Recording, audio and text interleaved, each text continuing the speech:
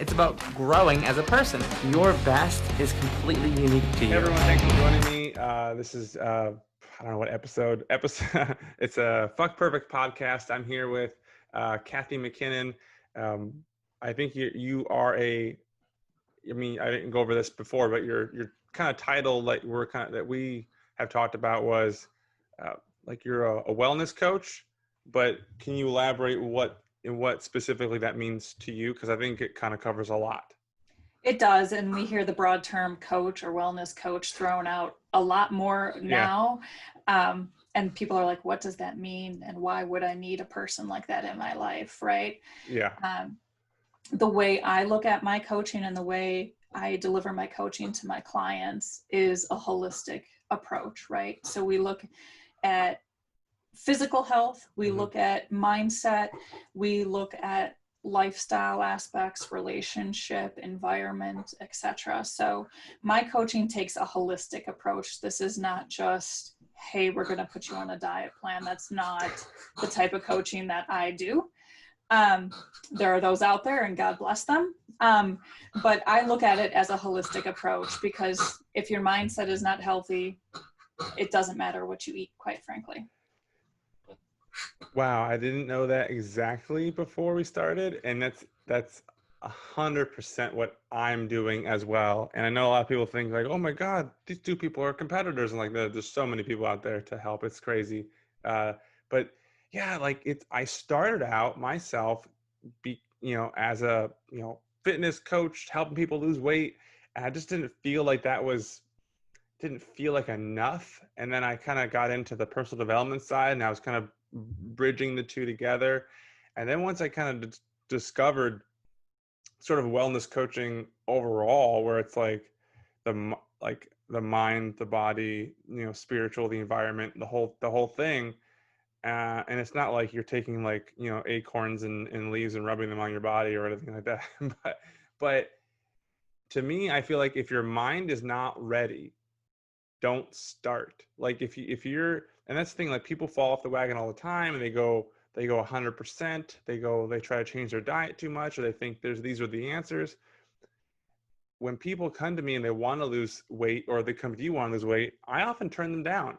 Like I'll give them some generic, like super basic kind of thing. Hey, do this until you're ready, because I don't want to start working with someone until they're mentally ready to make some big changes. Because I'm sure you deal with this all the time, where you start asking questions, and your clients are like, why are we even talking about this? And you're like, Yeah. it's connected. That's what I call it, peeling back the onion, right? Mm-hmm. If you come to me and you just want to lose weight, I'm going to say all these other questions. And if it gets too uncomfortable and you're not willing to go there, down that space of doing the mental work, doing all the tough work, Yeah. not just changing what you eat, then you know what, we're not a right fit. Yeah, absolutely. And yeah, that's exactly what I've been kind of discovering. I would get so irritated with cookie cutter diet plans that, like, they're a good they're a good first step for most cases. But if you don't have all the other things in place, you're just gonna fall. It's gonna come back. And it's like, once you figure out what you're focusing on, your beliefs, your uh, these kind of root issues, it's like boom, it's just kind of a domino effect.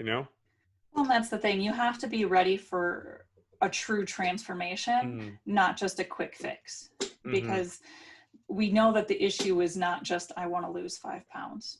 Like, what is driving you to want to lose those 5 pounds? Yeah. What is that mindset or thought process that says, I need to lose those 5 pounds?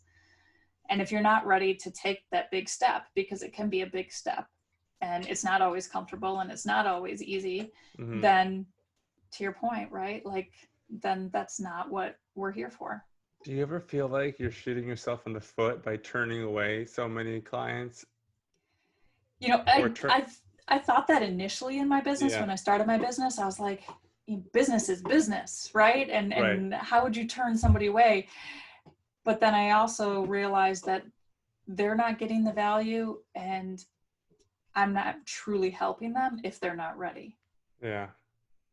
It's that's I still feel like I am, and I'm like, maybe if I had another layer to my funnel where it just was just introducing my personality to these people, that it would help, you know. And that's the other thing. I hate clickbait. I hate, like, there's something actually like marketing, because they I'm sure you know this, marketers ruin everything, right? And like having to be a marketer and in marketing ourselves, uh I there's a thing called clickbait fatigue. When I see clickbait, I'm like, I don't know, I'm not even gonna click it. You can usually the leverage that they have on you is that you want to know the rest of the answer, or it's so enticing, like, oh my god, I have to know the rest of this. I am so I get so anti-leverage based upon my upbringing, is that if I see it, I'm like, I want to know that, but now I don't care. Like, I just move on. If But that's the uh thing, is like you have to get to that different mindset, right? mhm, Because I think we've all been in that place where, like, to your point, we want to click on something because it seems like, oh, I can get this instant fix, or oh, that's something I really want to know. And look, they're just going to tell me. But when you come to this mindset place where you know that it is not worth going down the rabbit hole, or you know that nothing in life can truly be that simple when you're talking about changing your life, then you're like, you're right, I'm not going to click on that. what's interesting, this might be divisive for my audience, but the what's interesting is a lot of news, just making it general, a lot of news outlets don't have a whole lot of clickbait in certain types of stories, because they're trying to tell you the whole story in the headline. You know what I mean? It's interesting how you see that dynamic, and you see Mm-hmm. different dynamics on different platforms, right? Mm-hmm. To some news outlets, it's all there in the headline, and others, they make you kind of go dig and dig and dig through scrolling, or Mm-hmm. select this, go to the next thing. So it's interesting now when you learn the mechanics of it, to sit back and understand, what method that they're using. Mm-hmm. So back to you as a wellness coach.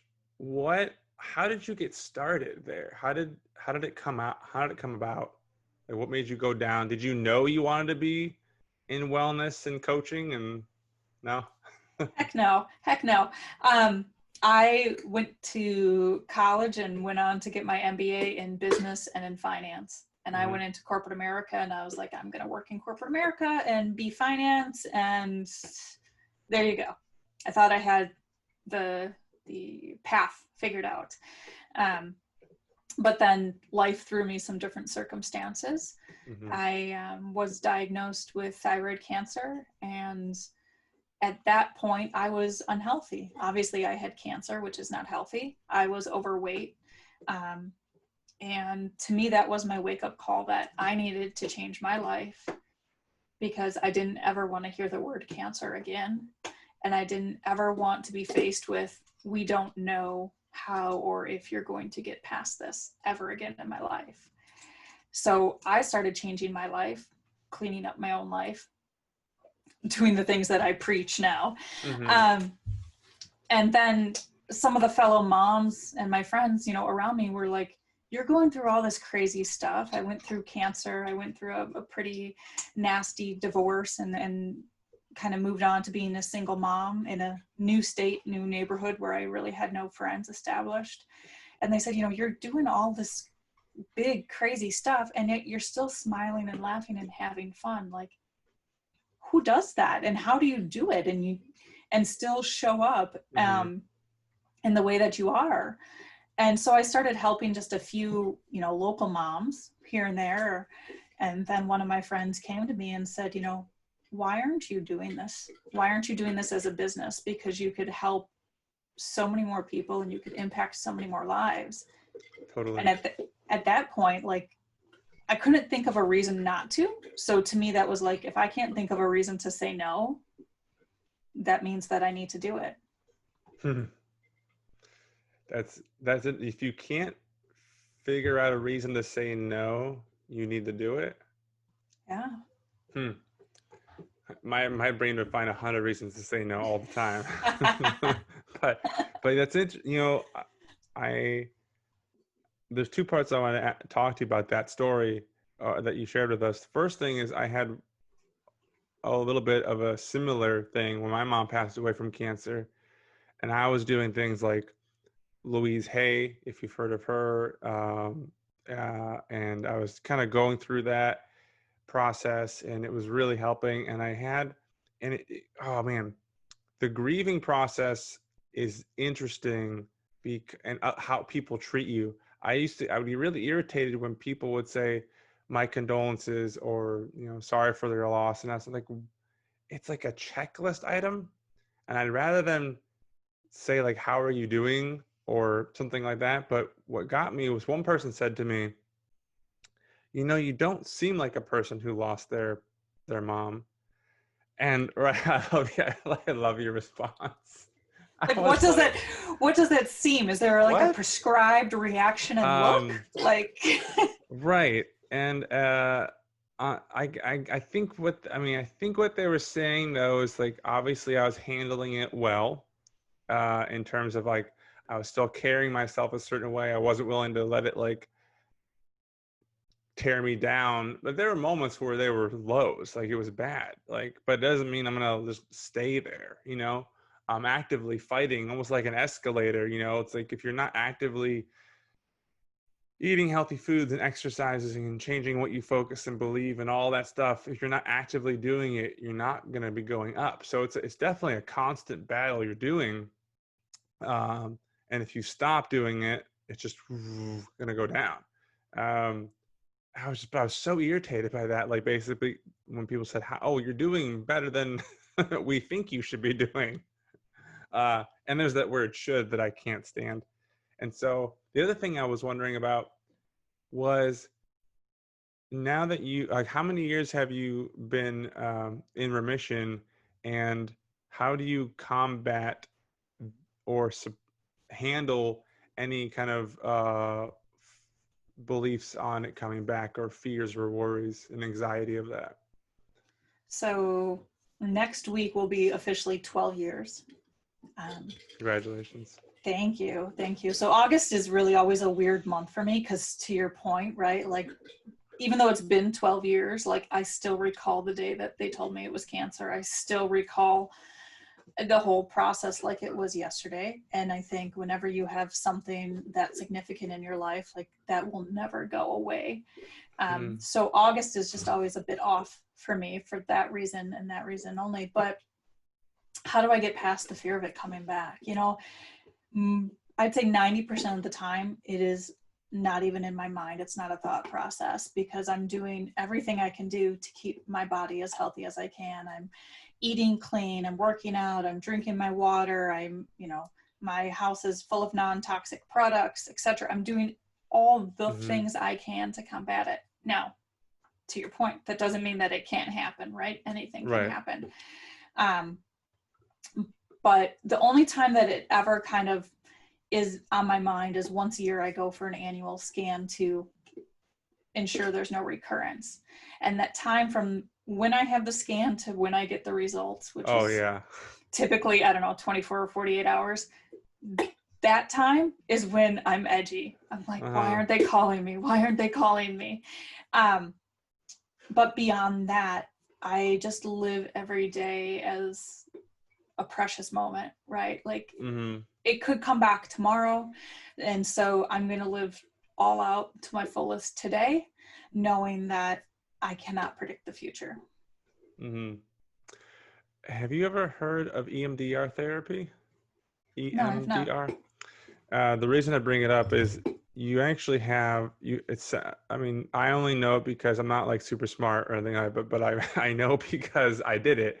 It sounds like you have almost did your own, where I don't even know, what is it? EMDR, eye movement, I forgot what it is. Desensitization. I don't know what it is.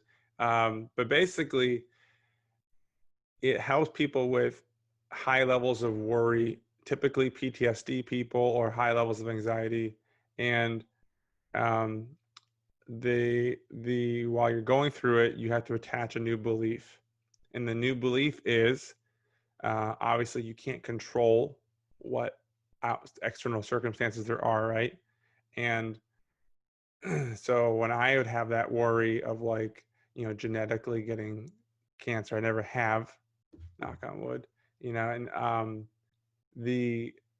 I would get the worry. It's the belief like, okay, I'm doing all the things that I can be doing. If I was to get it, I'd be in a very good position to overcome it. And there's nothing I can do to control outside of what I'm already doing. So like, I'm already doing everything I can, right? And so that's that's sort of the belief that I was kind of doing with EMDR is like, you know what, even if I did get it, I can't control but I know I can probably overcome it. And that belief was really helpful to me.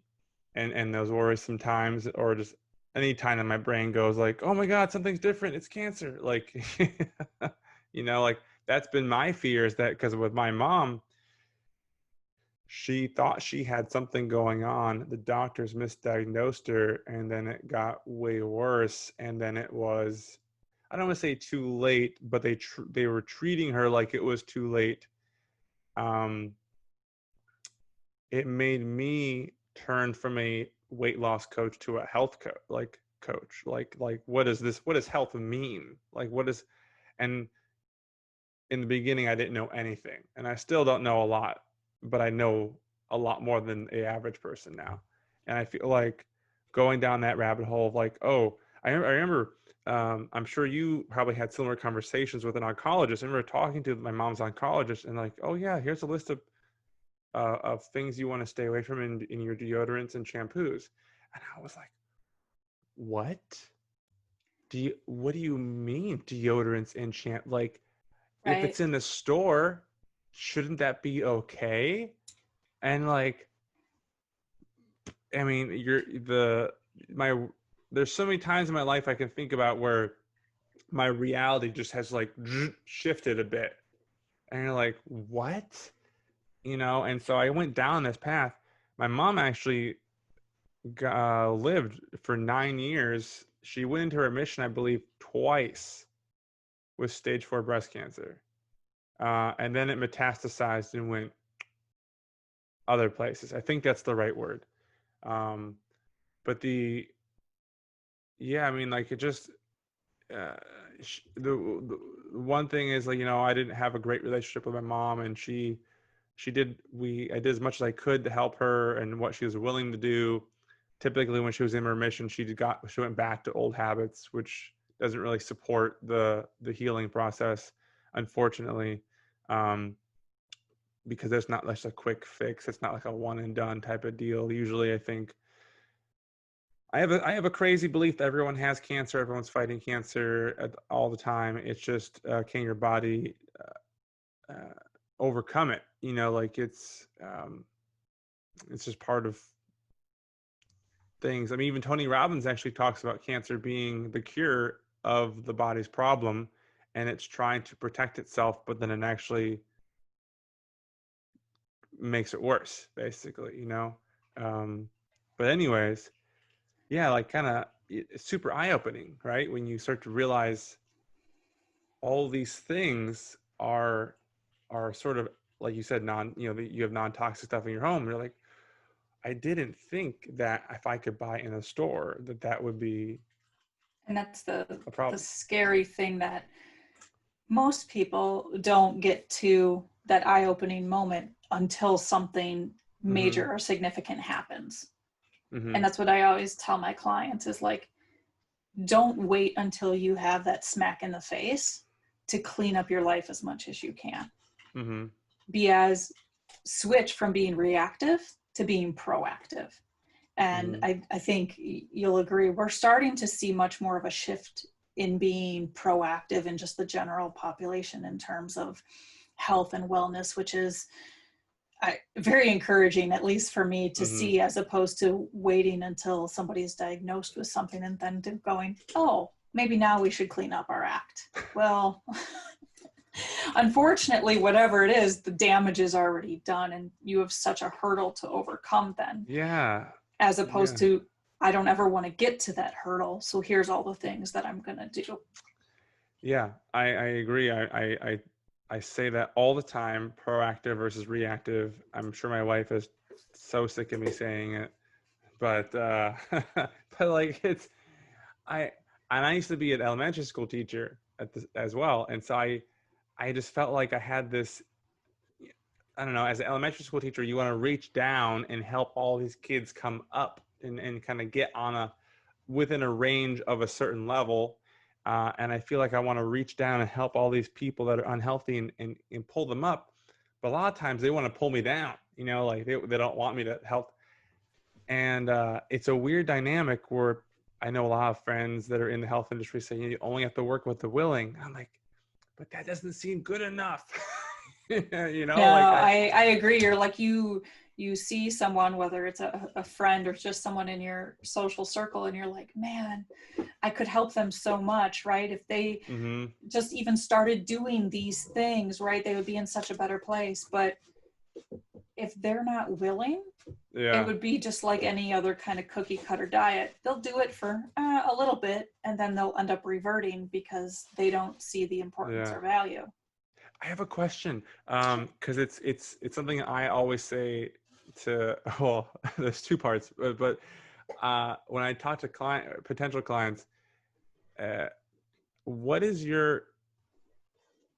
I'm gonna say this might put you on a spot. What's your track record of people who actually complete a majority, if not all, of what you believe your program to be for wellness coaching? Like when people say I'm making a huge shift in my life and I'm going to make a big change in my health, um, do you think that they now you've equipped them with the tools where they basically, once they're done sort of with you, they kind of can figure out stuff going forward? Like what would you say, like a percentage wise, or if you had to guess? If I had to guess, I would say, People that complete, like when you feel like these people are completed. yeah, I would say 85%. Right. And I say, we're all human, right? Even Mm-hmm. if, I've got all the tools, I've got the toolkit.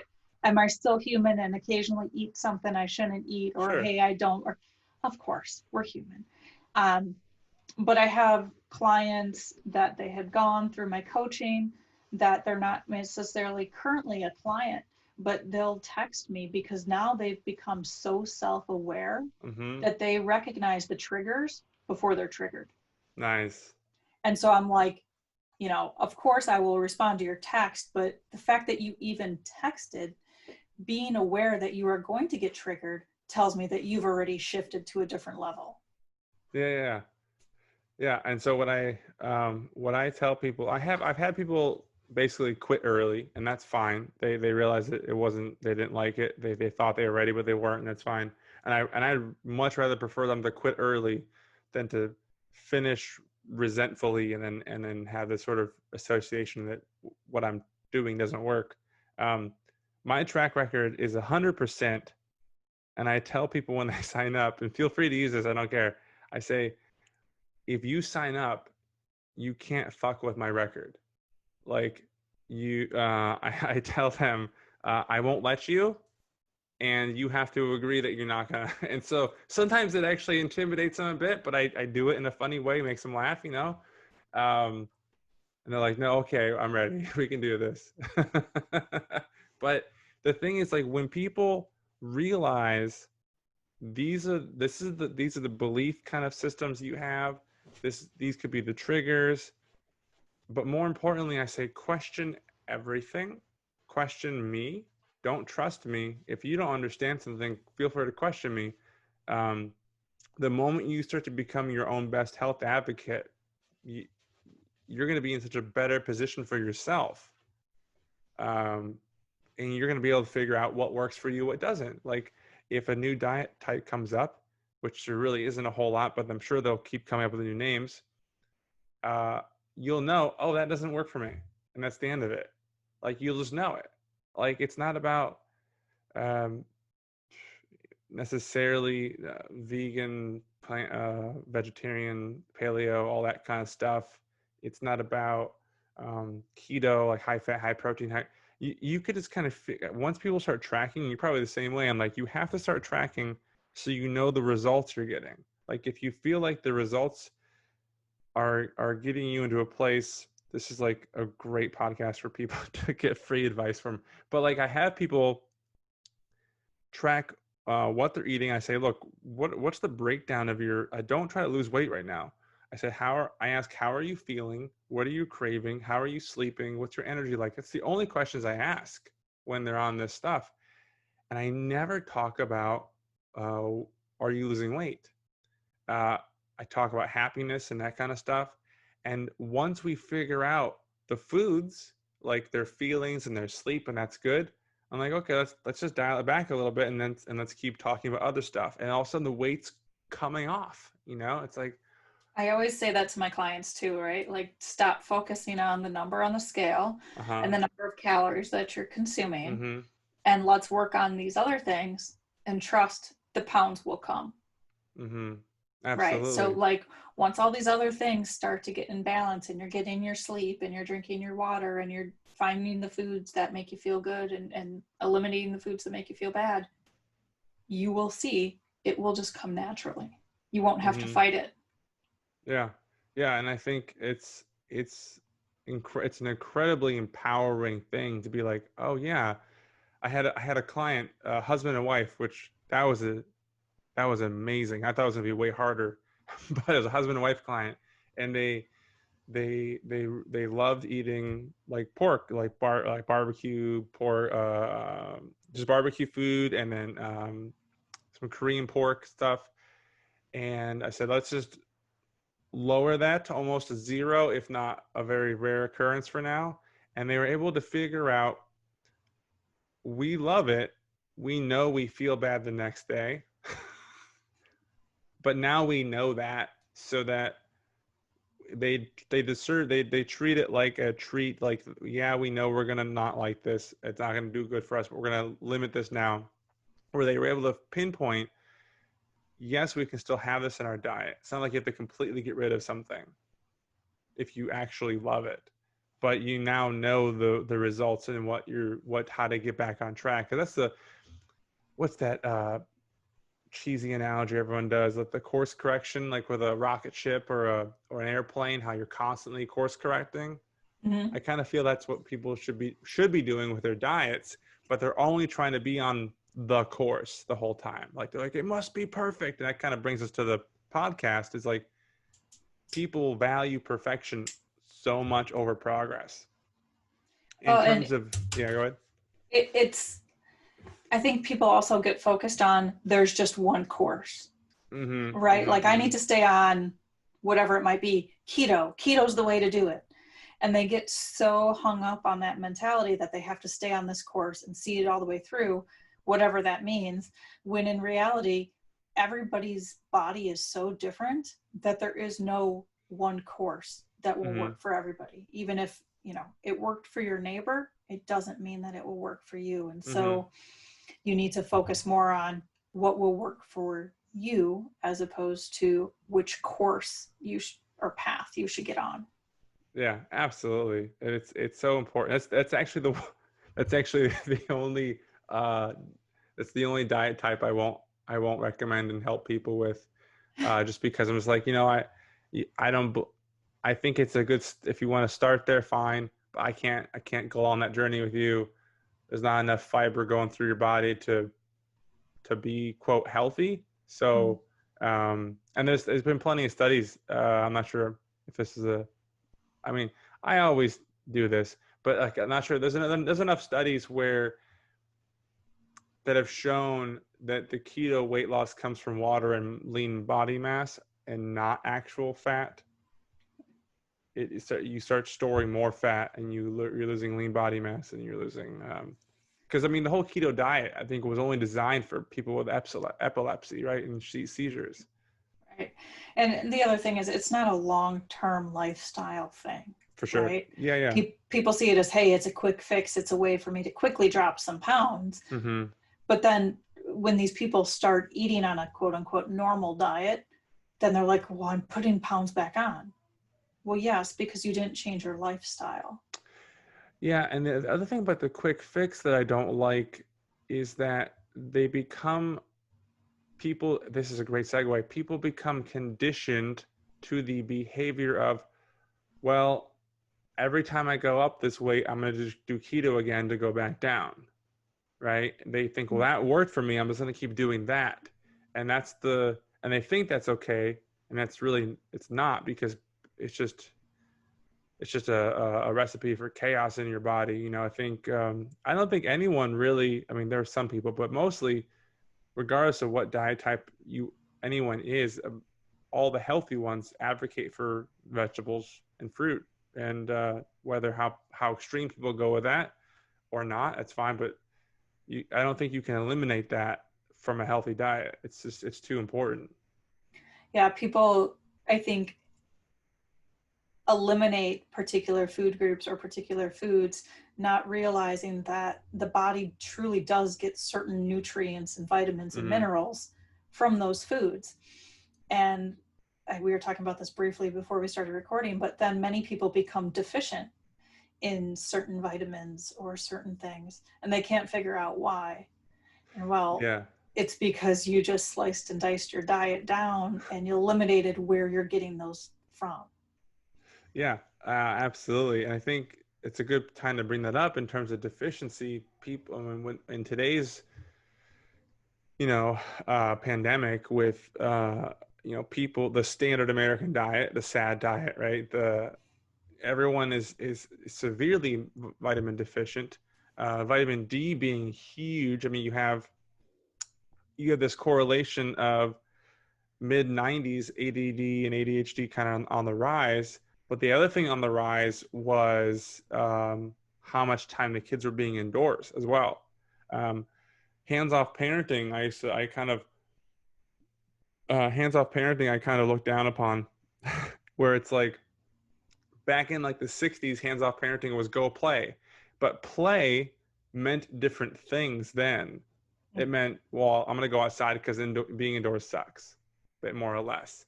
Now go play is like, oh, device, iPad, screens, or, gamings and stuff like that.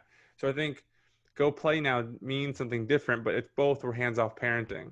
And so vitamin D was on the deficiency on the rise there. There's a school in Texas that tripled recess time and eliminated their ADD and ADHD cases.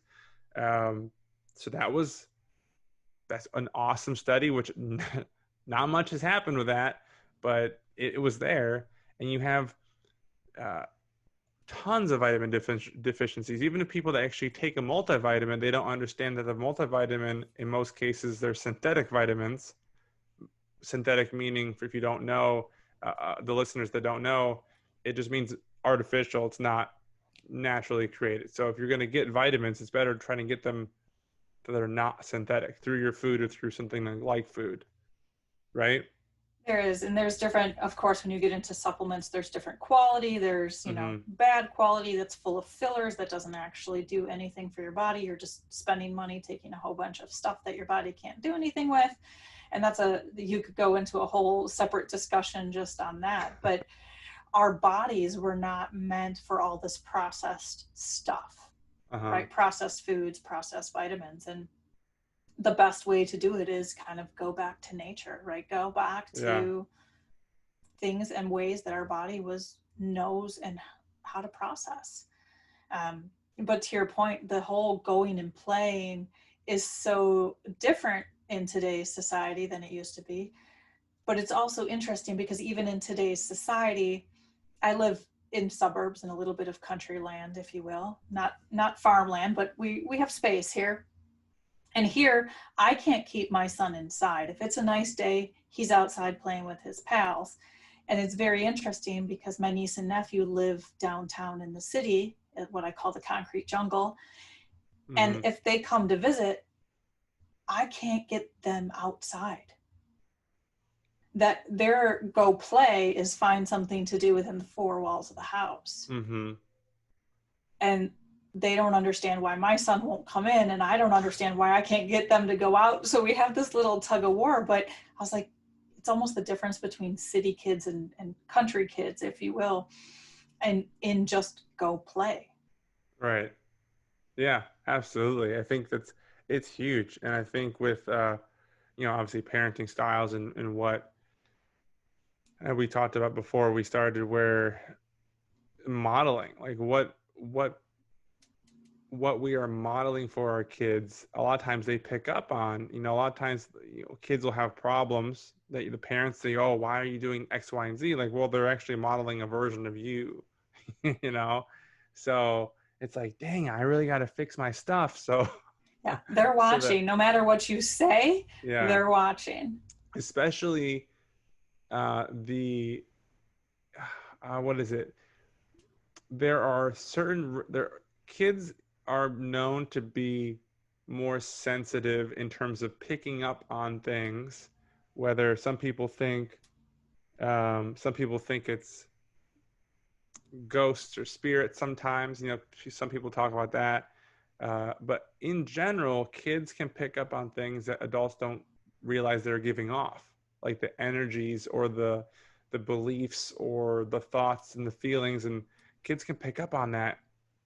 And so I'll notice that, sometimes my kids pick up on my behaviors, and some of them are good and some of them are bad. I'm like, man, I really got to work on that the best I can. I'm not going to try and be perfect because that's impossible. Because and so I try to focus on what I'm modeling, especially in the pandemic, where it's like, what am I normalizing for them? And I'm really cautious of like, okay, how I describe the virus and that kind of stuff that's going on, why people are doing this. I try to watch a Sesame Street thing with them, and I was like, this is horrible. I usually love Sesame Street, but this is way too intense. Um, I'm really careful about what they take from this, you I know? think that was my big thing when the pandemic hit, and all these changes and different versions of lockdown, depending on where you're at, and school and sports and what all the constant change. Like, I stepped back and said, well, okay, no matter how frustrated I am or stressed or anxious, because this is a lot even for adults to process, Mm-hmm. whatever coping skills I show my son now are going to be coping skills that he utilizes later in life when faced with some sort of big event. And so how do I want Mm-hmm. him to react? I hope it's nothing ever as crazy as this, but there will be stuff that comes up in life, right? Life happens. And whether we realize it or not, our coping skills come from our childhood. Mm-hmm. So what am I instilling in him during this time that will help be indicators for how he reacts to future life events? Yeah, and I think that's so critical, because the thing is, when you say life happens, it made me think of the quote "shit happens," right? And I'm like, what's the difference? And the difference is the perspective, the perception. And it's like, okay, there are problems, but do I choose to focus on the problem? It can be a bad problem, but it also can lead to good things too, right? And that's the where you get into the coaching element of this stuff. Like, I recognize in myself there are bad events that happen in my life, just like you having cancer is a bad event happened in your life. But ironically, without that, who would you have been? You wouldn't be where you are now, right? Correct. Yeah. And so it's like, Tony Robbins talks about blaming all the bad things and all the good things. You got to do all of it. So like, yes, this bad thing happened. How did I cope with it? And how did I focus on beyond it? I think since we have started doing the virtual school, they spend an hour. I mean, it's a lot of screen time. So I'm a little bummed, because I mean, my kids tend to be a little bit more screen heavy because we're in Texas, and it's like in the summertime, it's reverse winter. Okay. And so the the first hour they spend on social emotional health. They talk about feelings. They talk about what to do with feelings. They talk about affirmations. And I was like, holy cow, I don't know if this is just the one teacher right now, or if this is just the school district, but this alone, if this sticks, this is a huge positive that came out of this once we go back to school. Like, if that can stick, the affirmation thing, like, that's huge. Yeah, there's so much power in those things that may seem like small things that we Mhm. just necessarily didn't give our kids time to do before, right? They were focused on whatever the curriculum was at school or academia. Mhm. Um, but taking that moment to address the mental health aspect, I think, is so important, because these little guys are going through so much change and disruption, and they're kind of torn at how to deal with it as well as we are as adults. And so I think giving them those tools and showing them that you can talk about these things. I know, especially for little boys don't tend to talk about their emotions as much as little girls. Like, giving them that platform and outlet to talk about it and open up Mhm. about it, I think, is so important. Absolutely. So what do you got going on next, Kathy? Next, speaking of the little ones, I used to be a teacher, and kids are at my heart. And one thing that my son asked, he actually came to me and asked if he could write a book. Wow, cool. And being the all-in mom that I am, I said, of course you can. And so we are just finalizing his book. His book is going to launch in September. Really? And That's exciting. yes, and when he came to me and said he wanted to write a book, I asked him, what do you want to write about? And he's a 9-year-old boy, so I figured it was like Nerf guns or Minecraft or Yeah. something boy. And he said he wanted to write about the ripple effect of kindness. Man, Yeah, I was like, my job here is done. right? I love it when the kids can talk about those heavy things that are so uplifting. That's a weird way to say that. Heavy things that are uplifting. But like, I love it when they get it. Like, I mean, just this morning, my son said they were giving each other a hug and kiss before the school was starting, and he's like, I love you, and have a great day, and my love will always be with you. I was like, oh my God, you're 4. This is so great. Like, Um, even if they don't necessarily get it or see it how we do as adults, yeah, there's still something that is clicking in their heads that if they continue that thought process as they grow, it's going to be so amazing for them. yeah. You'll have to totally send me the information on the book so I can help promote it too, because that sounds That'd be amazing. awesome. Thank you. Yes, it is a children's book. He's got his little illustrations. He's very proud of it, and I'm Yeah. very proud that it's something he wanted to do it at 9. At 9, I just wanted to go play. I know.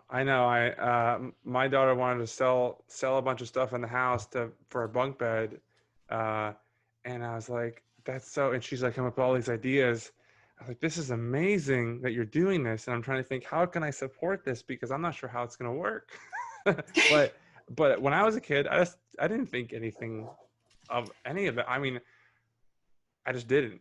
So yeah, Yeah, I certainly didn't have that entrepreneur mindset, right. Yeah. and or the mindset that like anything is possible. He's like, yeah, let's just write a book, and then hey, let's do this, and he's just like, I was like, it's amazing, like that open mind that Yeah. let's just do it. We'll just make it happen, Mom. I'm like, okay, all right, let's do Nice. it. Well, Kathy, thank you so much for being on the podcast. It was a blast. I absolutely loved it. I would love to have you on a bunch more if you're ever willing, if you have the Yeah, time in your and schedule. anytime, yeah, let me know. Oh my God, this is so much fun. I think that we're kind of on the same wavelength with wellness coaching and stuff like that, and that'd be awesome. We could hit different topics too. There's so many aspects of Hmm. what we do, and so many aspects of what's going on in the world today that could and should be addressed, that, yeah, we could talk for hours. Yeah. What did you teach, by the way? Like what? I used to be a preschool teacher, so I used to be with Oh my God, the bless your really heart. littles, and I just loved to like mold and shape them and see their little faces light up every day. You probably see a huge growth in a shorter period of time because there's the development so big. Mhm. I taught first through fifth predominantly, sometimes kinder, but because I taught specialties, so I went around to all different classes. First was so hard for me. First is so hard for me. The second half of first was okay, but that age, like 7, is where my skills kind of take over. But very cool. I have to run and get my kid to virtual class, but thank you so much. Thank you. And we'll definitely be Absolutely. chatting. Yeah, thanks, Kathy. Thank you. Bye. Hey everyone, today's episode is brought to you by Vivo Life. Now we all know how important protein is to maintain an optimal diet. And me, I'm a busy dad of 2 little kids, and as much as I want to get all of my nutrients from Whole Foods, sometimes I just can't manage to make that happen. And I absolutely need the best quality foods so I can recover from my workouts and sustain my energy so I can show up and be the dad that I want to be. And that's why over the years, I was on a quest to find the healthiest and cleanest protein powder that I can use after my workouts. So what I do is I mix a scoop of Vivo Life Perform in with my post-workout recovery meal, which is oatmeal, blueberries, flaxseed, and it tastes amazing. I love it. So not only does Vivo meet the criteria I need, it also is environmentally friendly as well. It's 100% plant-based protein, and the flavor is extremely smooth compared to other protein powders I've tried out there. Part of the reason is they use fermented protein, which is the healthiest protein that you can have for your digestive system, especially mine. On top of that, it has amazing ingredients like turmeric, ginger, and reishi mushrooms. What's so freaking awesome is that Vivo Life stands behind their product, and if you don't feel the difference in 30 days, they give you a full refund, no questions asked. So I get it. We're all unique. We're all different. We have different preferences. You be the judge yourself. Go to vivolife.com, and at the checkout, use the coupon code PERFECT10 for 10% off your first order. And by the way, my favorite flavor is the banana and cinnamon.